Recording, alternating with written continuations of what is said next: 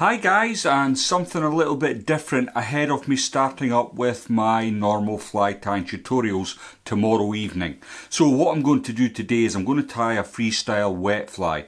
I've been asked to do an article for a Dutch magazine and it's focused around wet flies. So what I wanted to do was just go through the process of how I construct a wet fly from scratch.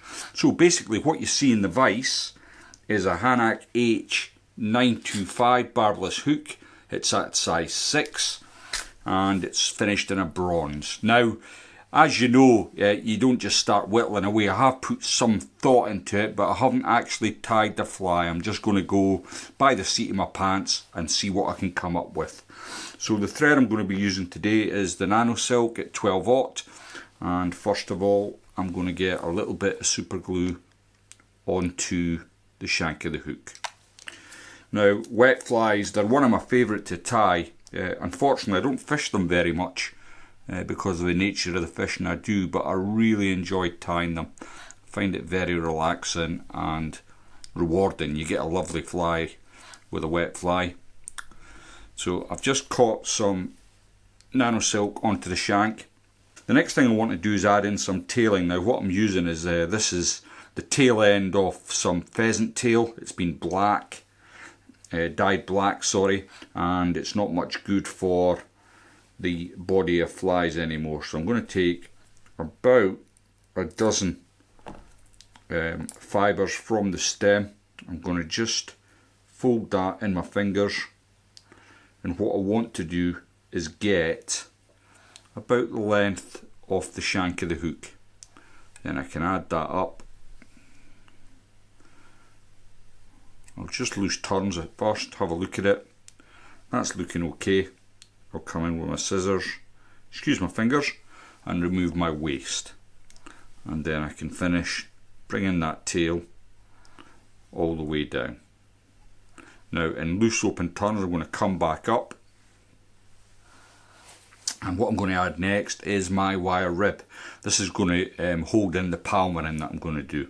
So it's 0.2 millimeters and it's a red wire. Now I don't want this fly to be a blingy exercise. I want it to be quite subtle with just hints of colour, and this red will help do that for me. So I'll catch that in again. I'm coming up the entire length of the body, and I'll catch that in there. Now I hope I've really enjoyed starting making the tutorials again. I've done 2 or 3 to have in the bank because September is a very busy month fishing wise, so I like to get ahead of myself, and I put some considerable effort into improving the sound quality on the videos, and hopefully you'll hear that today with this video and certainly in the future tutorials. So what I'm using for my dubbed body here is, I should have mentioned, it's some Trout Stalkers dubbing. It's the Highland Pete version. Very difficult to get a hold of nowadays. Andrew seems to be a very elusive character of late. He's gone into politics, that's probably why. But I've just dubbed on some of the Highland Pete. It's still, in my opinion, the best natural dubbing you can get anywhere. It's just superb. It dubs easy. It looks great, and Andrew obviously put a lot of TLC into it when he was still blending the dubbing. I'll just get a little bit more there, just a wee bit shy of what I needed. It's always easier to add than it is to take away, so I'll just get that on, and I'm going to stop that there. I'm leaving myself plenty of room at the front. In fact, that's probably not enough room, so I'll just come back a little, and that's better. So next we're going to add in our feather for palmering, and what I'm going to be using is this grizzle cape here. It's been dyed black, obviously. I've already picked a feather out to save a little bit of time, and what I'm going to do is just pull away some of the fibres from the stem, and I'll just leave myself enough of a handle to tie in. Now before I catch that stem into place, Just going to add a little bit of wax. This just helps to grip the stalk so it doesn't slide out. And then I'm just going to move my hackle out to a 90-degree angle from the shank. Then I can pick up my hackle pliers. And what I want to do is the first turn, I want it to come almost on top of itself. Now the reason for this is quite a stiff hackle and it's going to lift the remainder of my front hackle feathers. So I can then come backwards, up the body,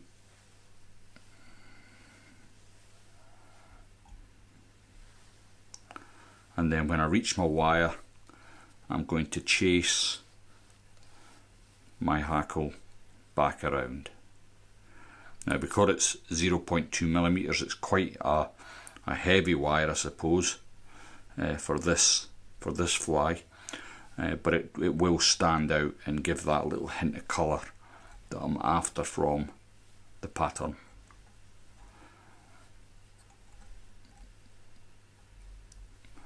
Now, just bring that over onto the bit where the remainder of my hackle is going to fit. I'll catch 2 or 3 turns like so. Now coming up with patterns just from your imagination, it doesn't come just from your imagination, it's obviously inspired by lots of other things along the way. I spend a lot of time on the internet looking at patterns and wondering how I can tweak them, so it doesn't just come from nothing, it's always got a background to it. So I've got the body in place, and now obviously with wet flies what really finishes them off is the hackling. So the first thing I'm going to add here is an unusual choice, and this might not work out. I might be stripping this back at any moment, but this is basically blue neck peacock feathers. It's a lovely feather, just a subtle bit of colour, which is what I want, and I'm going to get some length on the hackle from this as well, which I think it will look nice. So I'll just strip away the waist from the stem here, and what I'm left with is just the swords, if you like. And what I want to do is catch this in at the tip. So I'm going to grab my hackle pliers, try and find the tip, and it's not easy but I think I've just about got it, and I'm going to slick it back like a Christmas tree. So I've got that sort of Christmas tree effect. Now it's quite a soft feather. Hopefully I'll get lots of movement with this. As I say, I've not tied this fly before. It's just a fly in its infancy. So we'll see how it turns out. As I say, this might not work out and I might have to strip off and rethink it, but I'm going to give it a go. See if it will work out for me.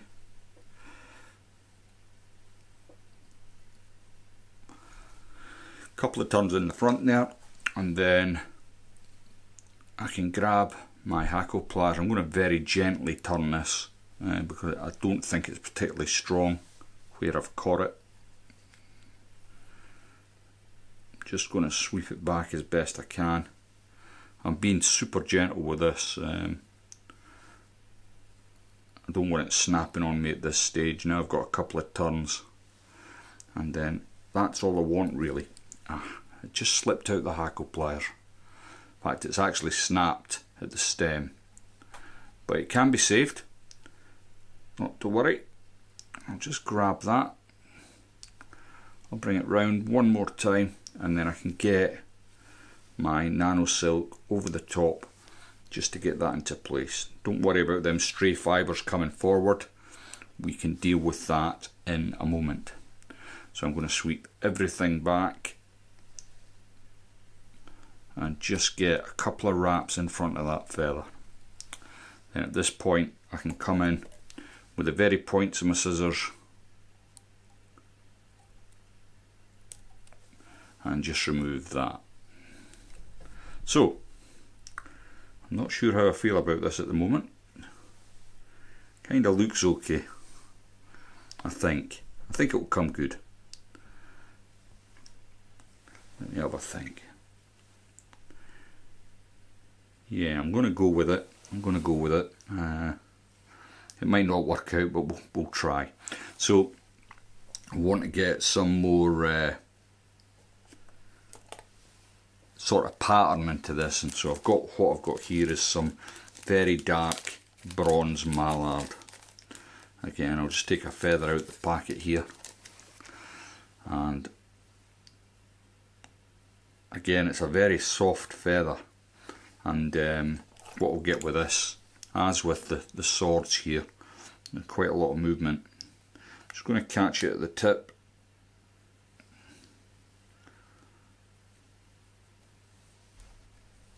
Like so. I'm only looking for a couple of turns of this feather, so here's the end. And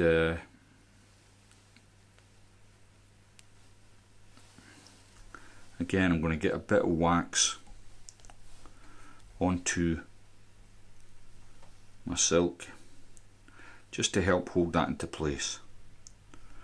Now, my wife always says to me I don't get to decorate the Christmas tree at home because I'm shite at it basically. But what my wife always says is what I do is hang all the decorations on the very ends of the tree, and you don't get any depth to your Christmas tree. And I think that goes for fly tying as well. If you don't put the various layers in to make it interesting, you don't quite get that wow effect with your fly. So I should have cleaned these out. Too late now, I've tied it in. But as I said, I'm only looking for 2 turns of this. So I'm going to sweep it back. I picked this feather out the packet, and it just so happened it had the darker fibres, which was just what I was after. So I'll just pull all that back, come up to meet the fly.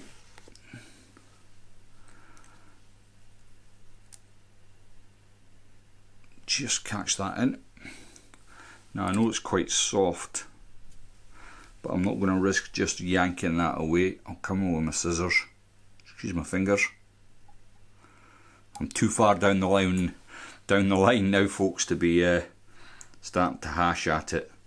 So as you can see, it's starting to build, and I think them peacock swords, they are starting to show a little bit of colour, subtle, and the red rib I can see shining through. So I want to put in one more hackle, and I could put a cock hackle in, which would make it a stiff, it would move water, but what I'd rather do, I think, is just looking at the 2 capes here, what would I rather do, the cock or the hen? I think on this occasion the hen's going to win. So I've just taken a fibre out from the cape, and what I want to do is get rid of this junk near the bottom, which I should have done with the bronze mallard and failed to do so. And what I want to do this time is, usually I would catch this in at the tip, but with this one I want to catch it in so the bigger feather is to the back of the fly. So I've left myself a little bit of room to catch in. I'm going to open my bobbin, get plenty of wax on the thread here, and then I'm going to catch that little tag that I've left just in there. Now as you can see, I've left quite a lot of room because I'm going to get as many turns as I can with this feather. Now gripping the hackle by the tip this time, it's going to give it a nice bushy wet fly look. Sorry, the bronze mallard failing to go behind. Just about got it that time, I think. And then as I bring it up, I'll sweep the fibres back,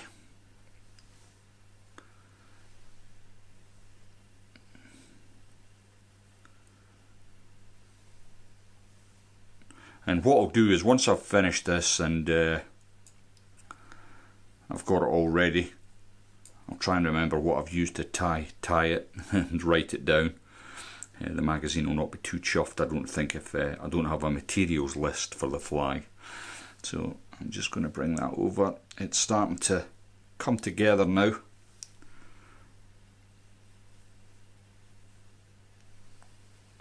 I obviously had an idea of what it would look like, but what surprised me actually is that I took a bit of a gamble with the peacock swords, but it seems to have worked out for me. I think it looks quite nice, just that little subtle colour.